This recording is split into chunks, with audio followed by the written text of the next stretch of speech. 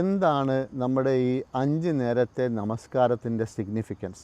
അള്ളാഹു സുബ്ഹാനഹു തആല ഖുർആനിൽ പറയുന്നു, സൂറ അൻകബൂത്ത് 29-ാമത്തെ സൂറ 45-ാമത്തെ വചനം, ഇന്ന സ്വലാത്ത തൻഹ അനിൽ ഫഹ്ശാഇ വൽ മുൻകർ വലദിക്റുല്ലാഹി അക്ബർ വല്ലാഹു യഅലമു മാ തസ്നഊൻ. ഇവിടെ അള്ളാഹു സുബ്ഹാനഹു തആല പറയുകയാണ്, നമസ്കാരം നീചവൃത്തിയിൽ നിന്നും നിഷിദ്ധമാക്കിയ കാര്യങ്ങളിൽ നിന്നും നമ്മളെ തടുക്കുന്നു.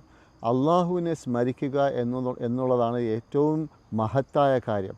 അള്ളാഹു സുബ്ഹാനഹു തആല നമ്മൾ ചെയ്യുന്ന എല്ലാ കാര്യങ്ങളും അറിയുന്നുണ്ട്. ഇത് ആണ് ഖുർആൻ പറയുന്നത്. ഇവിടെ ആലോചിക്കേണ്ട ഒരു കാര്യം, നമ്മൾ 5 നേരം നമസ്കരിക്കുന്നു. ഒരു നേരം നിസ്കരിച്ചു, ഫജറിന് പോയി, നമ്മൾ അള്ളാഹുവിനെക്കുറിച്ച് ഓർത്തു, നമ്മുടെ ഇവിടെ ജീവിതത്തിൻ്റെ ലക്ഷ്യമെന്താണ്, നമ്മൾ ആരാണ്, എന്തിനാണ് നമ്മളിവിടെ ഉള്ളത്, നമുക്കത് ബോധ്യമായി.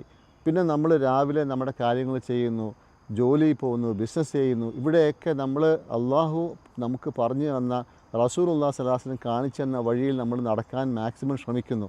പിന്നെ ഉച്ചയാകുമ്പോൾ നമ്മൾ തിരിച്ച് പള്ളിയിൽ പോകുന്നു, അത് പിന്നെയും നമ്മൾ ഓർമ്മിപ്പിക്കുന്നു.